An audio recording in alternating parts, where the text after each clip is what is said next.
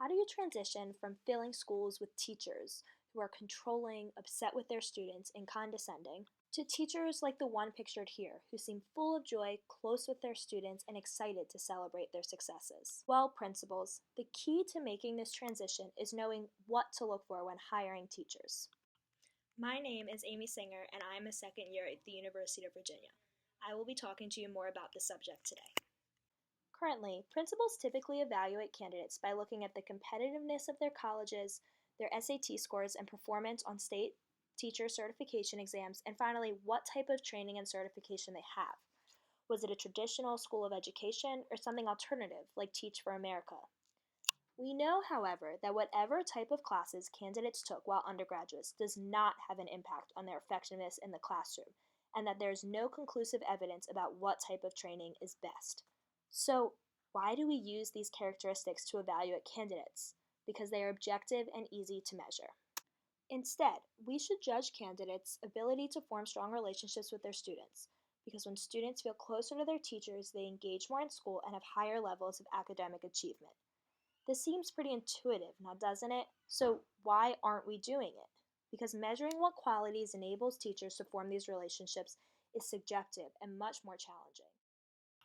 I would like to tell you what qualities enable a candidate to form these relationships, why they are important, and how you can look out for them during the hiring process. Teachers must be dedicated to helping students learn and have a love for their subjects. Teachers must be empathetic, striving to find similarities with their students in order to best understand how to relate class material to their interests. Teachers should be caring, demonstrating patience and understanding when things do not go as planned. And finally, teachers must be organized, having strong classroom management skills so that students stay on task and are able to make the most out of their time together. I would now like to explain to you why student-teacher relationships are so important.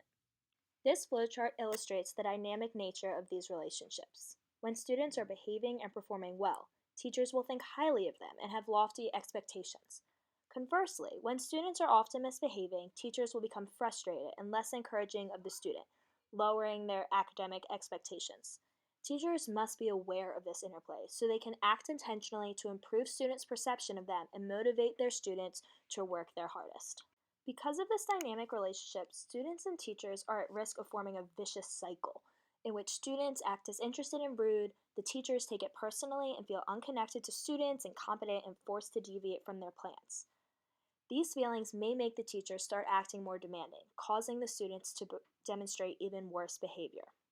Children with clinical or subclinical levels of inattention are particularly prone to demonstrate these disruptive behaviors and cause stress on their relationships with their teachers. However, teachers have the opportunity to provide emotional support to these students and even increase their academic achievement. To do so, they must combat this vicious cycle, showing motivational resilience and being able to enthusiastically problem solve and build positive relationships. So, what should you do during the hiring process to determine if your candidate has what it takes to form close relationships with their students? First, you should definitely interview the candidate, asking them questions to discover what they are passionate about and how they value and hope to establish close relationships with their students. Some ideas for these types of questions include the following. What is the most important quality you believe a teacher must possess, and how do you exhibit this quality? Talk about a few strengths of one of your role model teachers, and how do you plan to cultivate these strengths yourself? What are some of your weaknesses, and how do you compensate for them? You could also give the candidates some role play case scenarios and see how they would react to challenging situations. You could ask them about what they would do if they feel like they have absolutely nothing in common with a student and how they would handle a student behaving disruptively in class, or even how they would move forward if an entire class failed an exam. You should also ask your candidate to provide you with letters of recommendation, testaments to their character and their desire and ability to connect closely with others. You should definitely ask for a letter from their mentor when they were student teaching to see how they performed in the classroom. Were they able to form relationships with their students? Were they comfortable taking the lead? Were they flexible when issues arose? Additionally, if your candidate was either a babysitter or a camp counselor, getting letters from their supervisors may provide you with further information about their love for kids and ability to creatively problem solve.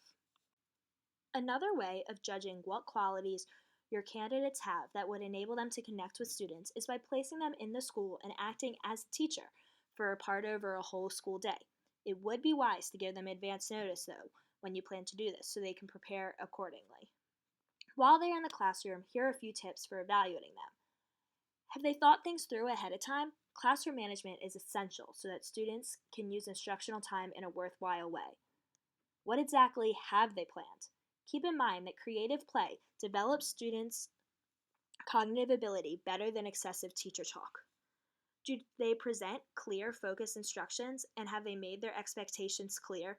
This is important so that students understand where the bar is set for them. During lunch or recess, look carefully to see who the teacher interacts with. Are they playing and having fun with their students or only talking to other adults?